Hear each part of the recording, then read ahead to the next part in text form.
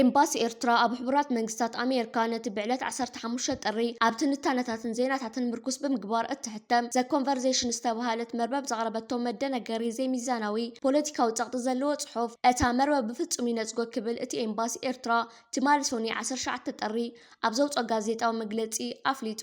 መግለጺ ኤምባሲ ኤርትራ እቲ ቁንጣሮ ጽሑፍ ኣብ ቀርኒ ኣፍሪካ ዘሎ ሓደጋ ኩናት ንምጥንቃቕ ዝዓለመ እኳ እንተኾነ ብናይ ግርምቢጥ መንገዲ ነቲ ብግልፂ ምድጋምን ዕጡቕን ቃላት ስርዓት ኢትዮጵያ ንቡር ይገብሮ የጥፎ ሓንሳብ ድማ ምክንያታዊ ይገብሮ ብምባል እዚ ድማ ላዕላዊ ምብጻሕ ናብ ቄሕ ባሕሪ ዝብል ኣጀንዳኡ ብግዴታ ወይ ብሓይሊ ኣብ ልዕሊ ላዕላዊ ኣባል ውድብ ሕብራት ሃገራትን ሕብረት ኣፍሪቃን ንዝኾነት ኤርትራ ንምስጓም ምዃኑ ክብል ኣቃሊዑ ኣብ ቀንዲ መልእኽቲ ናይቲ ጽሑፍ ሓላፍነት ዝግልብጥን ሕጋዊ ንጹርነት ሽርሽርን እዩ ዝበለ እቲ መግለጺ ኤምባሲ ኤርትራ ናይ ኢትዮጵያ ብግልፂ ዘይሕጋዊ ግዝኣታዊ ክስን ከሎ ንኤርትራ ምፍታሽ ኣህጉራዊ ሕጊ መሬፅካ ምትግባር እዩ ብምባል ናይ ኣፍሪቃን መግዛእታዊ ዶባት ምኽባር ዝብል ቀንዲ መትከል ብግልጽ ከምዘ የለን ከምኡውን ዋላ እኳ ምርጋዘ የስዕብ ሳዕቤት እንተሃለዎ ናይ ሓይሊ ምፍራሕ ካብ ኣዲስ ኣበባ ዝብገስ ከም ዘነኣእስ ኣረድዩ።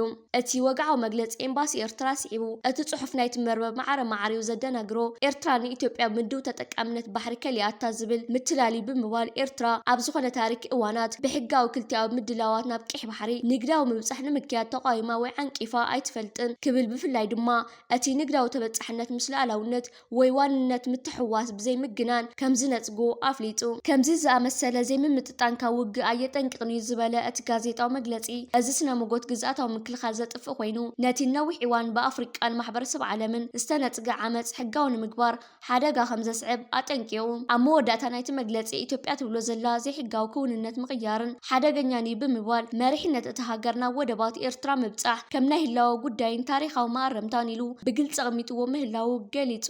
እንተኾነ እዚ ቃላት እዚ ቅንዕና ዘለዎ ዘይኮነን እሱ ድማ ንመሰረታዊ መትከላት ኣህጉራዊ ስርዓት ከምቲ ኣብ ቻርተር ሕቡራት ሃገራት ዝተቐመጠን ብ1964 ብውሳነ ካይሮ ሕብረት ኣፍሪቃ ሃገራት ኣፍሪቃ መግዛእታዊ ዶባት ከኽብራ ዘግድድን ዳግማይ ዝተረጋገፀን ዶባት ግዝኣታዊ ሙሉእነት ከምኡውን ላዕላዊ ማዕርነት ሃገራት ቀጥታዊ ብድሆ ከም ዝኾነን ኣተሓሳሲቡ። ይኹን እምበር ዝኾነት ሃገር ዓባይ ትኹን ንእሽተይ ብመሬት ዝተኸበበት ትኹን ወይ ኣብ ገማግም ባሕሪ ትርከብ ሃገር ኣብ መሬት ወይ ወደባት ካሊእ ሃገር ላዕላዊ መሰል የብላን ክብል ዝጠቐሰ እቲ መግለጺ ናብ ባሕሪ ምብጻሕ ሃገራዊ ሕጊ ንግዳዊ ስምምዓትን ሰላማዊ ምትሕባርን እምበር ብናፍቆት ብስጋት ወይ ብሓይሊ ኣይምራሕን ክብል ኣዘኻኺሩ። ገለገለ ሰበስልጣን ናይ መንግስቲ ኣሜሪካ ኣፎም መሊኦም ኣብ ማሕበራዊ መራኸብታት ብምምጻእ ፕሬዚደንት ናይቲ ሃገር ዶናልድ ትራምፕ ኣብ ኤርትራ መንግስትን ስርዓትን ክቕየር ኣለዎ ዝብል ፃውዒታት የቕርቡ ኣለዉ። እዚ ሕጂ ኣብ መራኸብታት መጺኦም ዝተፍእዎ ዘለዉ ከምዚ ዓይነት መርዚ ዝኾነ ሓበሬታን ፃውዒታትን ንፕሬዚደንት ኣሜሪካ ዶናልድ ትራምፕ ብተደጋጋሚ እዋናት ፃውዒታት ኣቕሪቦምሉ ጸማም እዝኒ ምስ ተዋሃቦም እዮም መርኣይ ዓቕሊ ጽበቶም ናብ መራኸብታት መጺኦም ክነብሑ ንዕዘብ ዘለና። ስርዓት ብልጽግና ንህዝብን መንግስትን ኤርትራ ንምርባሽ ኣብ ኤርትራ መንግስቲ ምቕያር ዝብል ሕዱር ሕማም ናይ ዝሓለፉ ስርዓታት ኢትዮጵያ ንምድጋም ሚልዮናት ዶላራት መዊሉ ክንቀሳቐስ ጸኒሑን ኣሎን። እዚ ሕጂ ገለገለ ሰበስልጣን ናይ መንግስቲ ኣሜሪካ ኣብ ማሕበራዊ መራኸብታት ዘካይድዎ ዘለዉ ምንባሕ ከዓ ተልእኾታት ብቐጥታ ምስ ስርዓት ብልጽግና ዝተተሓዘ እዩ።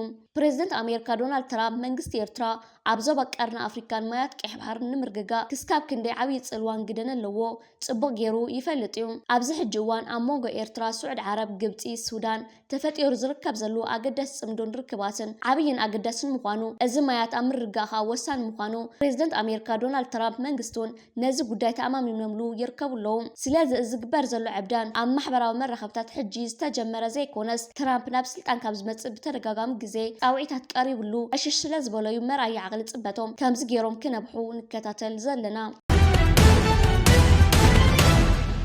ጽምዶ ንህዝቢ ትግራይ ዝረብሕ እዩ ክብል ሓደ ካብ ላዕለዎት ሓለፍቲ ሓይልታት ትግራይ ተዛሪቡ። ሓደ ካብ ላዕለዎት ሓለፍቲ ሓይልታት ትግራይ ሜጀር ጀነራል ብርሃነ ነጋሽ ወዲ መድሂን ኣብ ጋዜጣዊን ቀሪቡ ኣብ ዝሃቦ መግለጺ ተረርቲ ቃላት ዝሓዘ ኮይኑ ኣብ ትግራይ ዘለዉ ተቃወምቲ ውድባት ተለኣኽቲ ጸላእት እዮም ንህዝቢ ትግራይ በይናዊ መድሕን ውድብ ሕወሓት ኢሉ ንሱ ብዛዕባ ርክብ ኢትዮጵያን ኤርትራን ጽምዶን ተሓቲቱ ክምልስ እንከሎ ጽምዶ ስርዓት ንምቕያር ክስካብ ዘኽእል ዝኸይድ ስምምዕ እዩ። እዚ ከዓ ክንጥቀመሉ ኢና ኢሉ። ኣሜሪካ ንእስራኤል ገዲፋ ጉዳይ ጋዛ ንበይና ሒዛቶ። ዋሽንግተን ነቲ ካልኣይ ምዕራፍ መደባት ጋዛ ኣብ ግብሪ ንምውዓል ትንቀሳቐስ ከም ዘላን ፕሬዚደንት ትራምፕ ግን ብዛዕባ ምምስራት ቦርድ ፈጻሚ ስራሕ ጋዛ ንቀዳማይ ሚኒስትር እስራኤል ቤንያሚን ኔታንያሁ ዘማኸሮ ነገር ከም ዘየለ ሓደ ላዕለዋይ በዓል ስልጣን ኣሜሪካ ንድምፂ ኣሜሪካ ገሊጹ። ቤንያሚን ኔታንያሁ እዚ መደብዚ ምስ እስራኤል ዝተተሓዘ ቅጥዕ ዘይብሉ ብምባል ብፍላይ ድማ ቱርክን ቀጠርን ኣብቲ ቦርድ ምእተዋን ብምኹናን ጽኑዕ ተቃውሞ ከም ዘስምዐ እቲ ጸብጻብ ይሕብር። ዋሽንግተን ነቲ ካብ እስራኤል ዝቐረበ ጥርዓን ኣብ ዝሃበቶ ምላሽ እስራኤል ጉዳይ ጋዛ ብኣሜሪካ ክመሓደር ትደሊ እንተኮይና ንሕና ብዝበልናዮ መንገዲ ክኾነ ኣለዎ ብምባል ኣፍሊጣ። ፕሬዚደንት ትራምፕ ምስ ኔታንያሁ ናይ ቀረባ ርክብ እኳ እንተሃለዎም ኣብ ዙርያ ትራምፕ ዘለዉ ብዙሓት ሰባት ግን በቲ ኔታንያሁ ተሪርን ዘይተዓጻጸፍን መርገጺ ሕጉሳት ከም ዘይኮኑ ስፑትኒክ ነቲ ጸብጻብ ጠቒሱ አንቢብዎ ኣሎ። መራሒ ተቃዋሚ ሰልፊ ፕሬዚደንት ዩጋንዳ ዩወሪ ሙሳበኒ ዝኾነ ብናይ መድረኽ ስሙ ቦቢ ዋይን ዝፍለጥ ህቡብ ፖለቲከኛ ብወዲ ሙሳበኒ ናይ ክቐትለካ እየ ዝብል ምፍራሕ ኣብ ኤክስ ብምልጣፍ ኣፈራሪሕዎ። ሓቀኛ ስሙ ሮበርት ኪያጉሊያኒ ዝኾነ ቦቢ ዋይን ነቲ ንኣስታት 40 ዓመታት ንዩጋንዳ ዝመርሐ ዩወሪ ሙሳበኒ ቀንዲ ተቃዋሚ እዩ። ምክትል ዓቃቢ ሕጊ ICC ናዝሃት ሻሚምካ ንባይቶ ጸጥታ ሕቡራት ሃገራት ኣብ ዝሃበቶ መግለጺ ቤት ጽሕፈት ኣህጉራዊ ቤት ፍርዲ ገበን ኣብ ዳርፉር ከተማ ኤልፋሸር ገበናት ኩናትን ገበናት ኣንጻር ሰብኣውነትን ከም ዝተፈጸመ ኣፍሊጣ። እዚ ገበናት ቀጻሊ ምዃኑ ኣስሚራትሉ። ሶማልያን ቀጠርን ሎሚ ኣብ ዶሃ ናይ ምክልኻል ምትሕብባር ስምምዓት ብወግዒ ተፈራሪመን። እቲ ብሚኒስትር ምክልኻል ኣሕመድ ሙዓሊም ፊቃን ሚኒስትር ምክልኻል ቀጠር ሼኽ ስዑድ ቢን ዓብድራሕማን ኣልታሊን ዝተኸተመ ውዕል ኣብ ወታደራዊ ስልጠናን ምልዋጥ ክእለትን ምዕባይ ዓቕሚ ምክልኻል ምትሕብባር ዞባዊ ጸጥታን እዩ። እቲ ለውጢ መንግስቲ ሶማል ብሰንኪ ምትእትታው ሕቡራት ኢማራት ዓረብ ኣብ ጉዳይ ሶማሊላንድ ካልኦት ናይ ጸጥታ ምትሕብባራትን ዝፈጠሮ ቁጥዓ ዘንጸባርቕ ኮይኑ ኣብ ክንዲኡ ድማ ምስ ቀጠር ዝያዳ ጥብቂ ቁጠባውን ፖለቲካውን ኪዳን ንምምስራት ዝተወሰደ ስጉምቲ እዩ። ትራምፕ ካብ ፕሬዚደንት ፈረንሳይ ማክሮን ዝተለኣኸሉ ብሕታዊ መልእኽቲ ናብ ህዝቢ ዘርጊሕዎ። ዶናልድ ትራምፕ ካብ ፕሬዚደንት ፈረንሳይ ኢማኑኤል ማክሮን ዝተለኣኸሉ ብሕታዊ መልእኽቲ ናብ ህዝቢ ዘርጊሕዎ። ማክሮን ብዛዕባ ጉዳይ ሶርያን ኢራንን ምስ ትራምፕ ከም ስማዕማዕ ክገልጽ እንከሎ ትራምፕ ኣብ ግሪንላንድ ዝገብሮ ዘሎ ምንቅስቓስ ግን ከም ዘይተረድኦ ሓቢሩ። ብተወሳኺ ድሕሪ ዋዕላ ዳቮስ ኣብ ፓሪስ ምስ ሩስያ ዩክሬንን ሶርያን ዝረኸብዎ ህጹጽ ኣኼባ G7 ክግበርን ድራር ክበልዑን ሓሳብ ኣቕሪቡ። ኤርትራ ዘመናዊ ሚሳኤላታ ናብ ደቡብ ኢትዮጵያ ከም ዘጸግዐት ተሰሚዑ። ንዕጡቓት ፋኖ ትድግፍ ኢኽ እናተባህለት ትኽሰስ ዘላ ኤርትራ ኩሉ ምድላዋት ትገብር ከም ዘላ እዩ ዝግለጽ ዘሎ። እዚ ድማ ዘመናዊ ኤስ-10 ዝተሰነየ ጸረ ነፈርቲ ስራሓት ሩስያ ሚሳኤላት ምስ ኢትዮጵያ ናብ ዘዋስንዋ ከባቢታት ዶባት ቡሬ ተጓዓዝ ከም ዝቐነይትዮም ዝወፅእ ዘለዉ ሓበሬታታት ዘመላኽቱ። እተን ዘመናዊ ሚሳኤላት ዝተገጠመለን ዓበይቲ ተሽከርከርቲ 935 ከምኡውን 937 ምዕቡል ስርዓተ ምክልኻል ጸረ ነፈርቲ ዘካተተ ምዃኖም እቶም ፍልፍላት ዝገልጹ። ብተወሳኺ ድማ ኣጋር ሰራዊት ሓዊሱ ብርክት ዝበላ ድሩዓት መኻይንን ታንክታትን ኣብ ግንባር ዓሰብ ይጠናኸራ ከም ዘለዋ እዩ ተገሊጹ ዘሎ። በተዛማዲ ዜና ኤርትራ ነቲ መንግስቲ ኢትዮጵያ ኤርትራ ነቶም ኣብ ክልል ኣምሓራ ዝንቀሳቐሱ ዕጡቓት ፋኖ ብመንገዲ ሕወሓት ወታደራዊ ኣጽዋር ብምቕባል ዝቐረቦ ክሲ ሓሶት ክብል ከም ዝነፀጎ ይፍለጥ። መንግስቲ ኢትዮጵያ ነቲ ክጅምሮ ዝደሊ ዘሎ ኩናት ንመመሳመሲ ከም ምኽንያት ዘቕርቦ ዘሎ እዩ ክብል ሚኒስትር ዜና ኣቶ የማነ ገብረ መስቀል ገሊጹ። ኣብ ደቡባዊ ምዕራብ ኣስመራ ዝርከብ ካግኒው ስቴሽን ኣብ ወታደራውን ፖለቲካውን ታሪክ ኤርትራ ፍሉይ ቦታ ኣለዎ። ኣብ እዋን ግዝኣት ኢትዮጵያ እቲ ቦታ ቀንዲ መምርሒ ካልኣይ ክፍለ ሰራዊት ኢትዮጵያ ኮይኑ የግልግል ነይሩ። ኣብ ልቢ ኣስመራ ብስትራቴጂካዊ ኣገባብ ዝተደኮነ ካግኒው ምልክት ፖለቲካዊ ቁፅፅርን ነቲ ንዓሰርተታት ዓመታት ንናብራ እታ ከተማ ዝቐረፀ ወታደራዊ ጽልዋን መዘኻኸሪ ኮይኑ ነይሩ።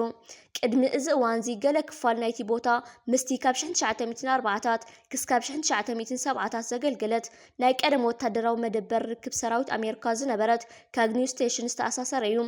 እቲ ኣሜሪካዊ መደበር ብዓለማዊ ናይ ስለያን ርክብን ንጥፈታቱ ብዝለዓለ ደረጃ ዝፍለጥ ነበረ። ኣብ መወዳእታ 1970ታት ካብቲ ቦታ ምስ ሓቦም ኣብ ጂኦፖለቲካዊ ኩነታት እቲ ዞባ ዓብይ ለውጢ ዘምፀ ነበረ። ኤርትራ ድሕሪ ናጽነታ ብ1991 እቲ ቦታ ብኣካልን ብምልክትን ዓብይ ለውጢ ገይሩ እዩ። እቲ ብኢትዮጵያ ዝተጻዕነ ቃውማት ኣሳሲሩ ዝነበረ ካግኒው ዝብል ስም ብማዓስከር ደንደን ተተኪዩ። እዚ ድማ ሓድሽ ሃገራዊ መንነት ዘንጸባርቕን ንተጋደልቲ ኤርትራ ዘኽብርን እዩ።